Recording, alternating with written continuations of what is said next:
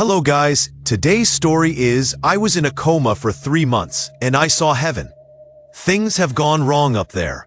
It happened whilst I was sailing in the bay. The last thing I saw was the wooden boom of my boat wheeling towards me, and then stars and galaxies rushed by, all adhering to some dizzying curvature, before I finally woke in my apartment. I remember that I screamed.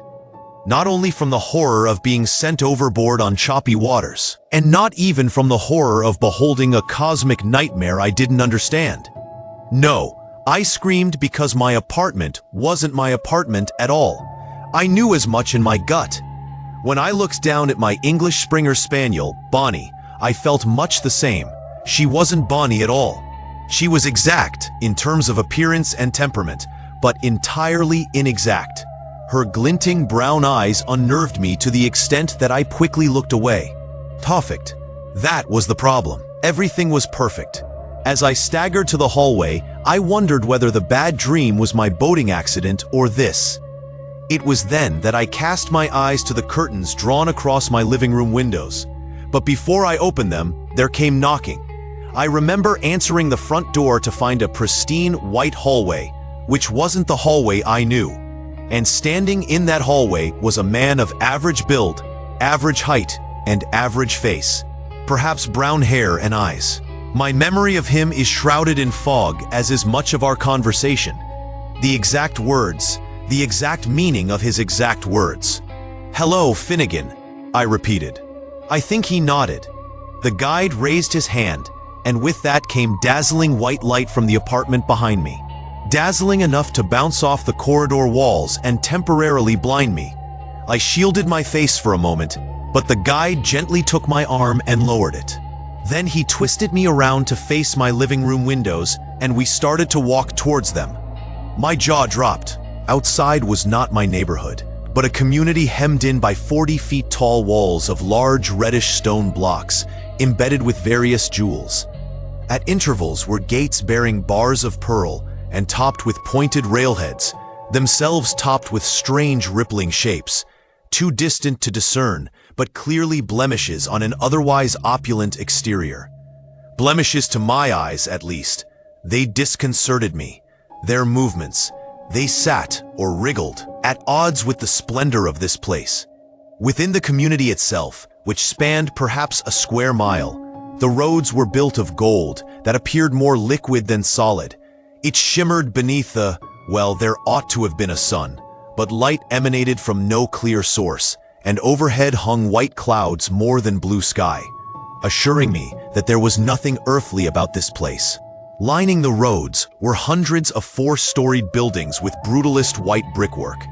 Through the windows were ordinary homes and not so ordinary homes. My stomach lurched as I looked upon such oddities behind those glass panes, as luscious woodlands and black voids, and even things other than people. A tremendously tall and broad-shouldered humanoid, body laden with scales, stood and waved at me. He had the most horrible smile. A smile not egregious as such, but hollow. I let out a little grunt of fear and nearly lost my balance, but the guide caught me. "You are dead, Finnegan," he confirmed. I say confirmed because I'd already known that, of course. But hearing it was quite something else. I asked, "The place at which all souls eventually rest, no matter the world on which they are born, and no matter the religion," the guide said, nodding at the scaly creature which had terrified me. "Every soul is granted a personal paradise, no matter the religion," he repeated. "This is a place for the righteous, not the pious. Faith doesn't matter in the end. All religions speak fragments of the truth, gleaned from tales spun by those who glimpsed heaven before returning to the land of the living. You will join them in time, Finnegan." I pointed beyond the stone walls and the pearly gates. Beyond our gated paradise, the sky was filled with neither white clouds nor patches of blue. There was no light. "Kill me! Make this eternity end! Make!" The guide extended both his arms and brought the woman to a halt, with palms against her eyes. Just like that, her screams became muted and unintelligible groans. She stood and writhed on the spot, metaphysical form glued still by the guide. I see you found your way over the wall and into paradise, Helen. But there will be no sadness here, no anger, no boredom. The guide began to pull his hands away from Helen's face. And I screamed as translucent strands of white gunk peeled out of her sockets, a sight more grotesque than any mortal torture, for I knew the guide had removed something far more important than her physical innards.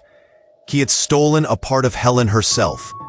When the white gunk was severed fully from her metaphysical body, or soul, she was left a spiritually lobotomized husk. And I think blissful ignorance would have been a gift, but this was not that, because I remember Helen smiling at the guide with tears in her eyes. Part of her zombified and fragmented soul understood what had happened to her. "Happy," she whispered. "Yes," the guide said. Screamed a man from the gates. "Oh, Helen, Helen, no, let her die!" I tried to cling to ignorance, but it was no use.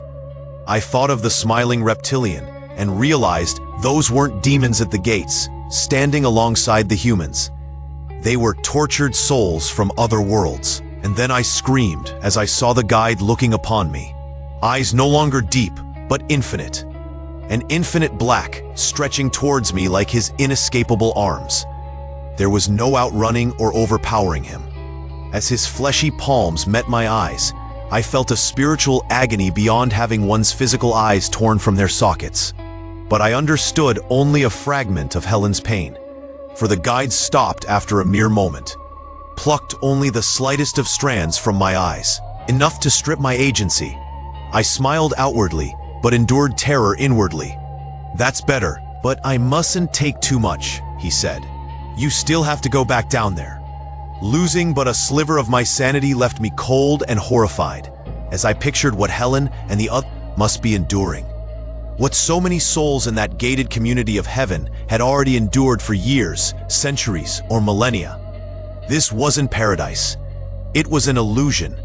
I saw it all when the guide touched my eyes. Knowledge was a gift from him. Or perhaps a side effect of our momentary connection. The Creator made a mistake when creating the universe, creating life on his many worlds. He misunderstood that life is beautiful because it is finite, because it ends, because it is imperfect. There is heavenliness to be found amidst the suffering. Up in heaven, however, there was no strife, no end, and no substance beneath the cookie-cutter sheen. It was then, with a tightening chest, that I understood it wasn't hell beyond the gates. It was old heaven. It had been abandoned when the people revolted, demanding an end to infinite perfection. That false and mind-numbing nightmare, only made worse when the guides tried to fix people by turning their complicated, anxious, and unhappy souls into hollowed-out ones, coming as close to killing their essences as possible, but serving them a worse fate of eternal torture as a mutated half-thing. The alternative, of course, was existing in the infinite dark and nothingness of what the last guide called hell. I wondered. The guide read my mind. Is a mother almighty because she creates life?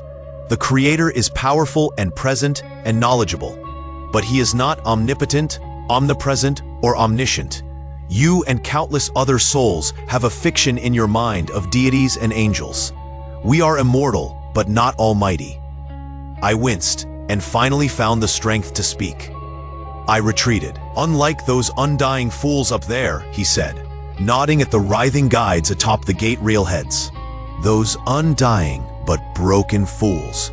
Yes, I could take them down, but why? They're little use to me now. Their minds are shattered. They need fixing as much as the billions of souls in the great dark.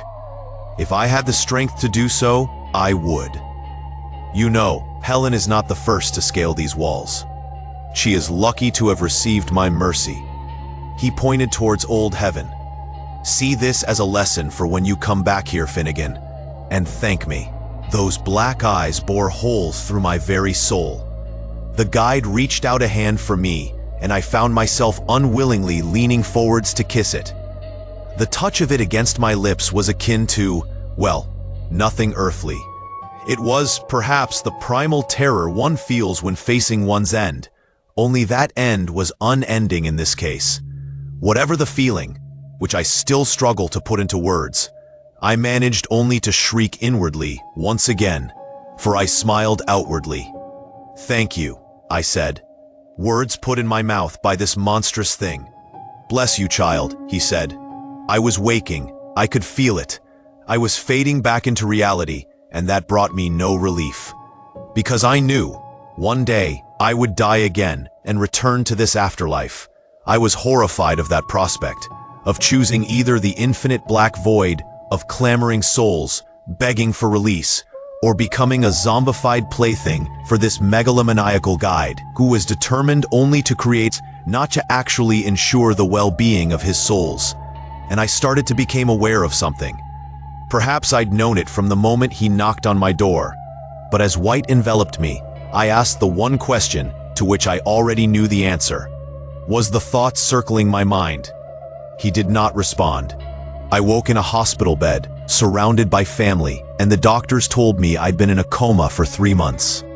The whole ordeal had felt like 3 minutes to me. I don't know what I saw, but I am now terrified of dying. Terrified of that infinite darkness, whether I end up experiencing forever nothingness or forever insanity. Both are forms of torture. Heaven has become hell. Thank you for following our story today. If you want to see more, please like and subscribe.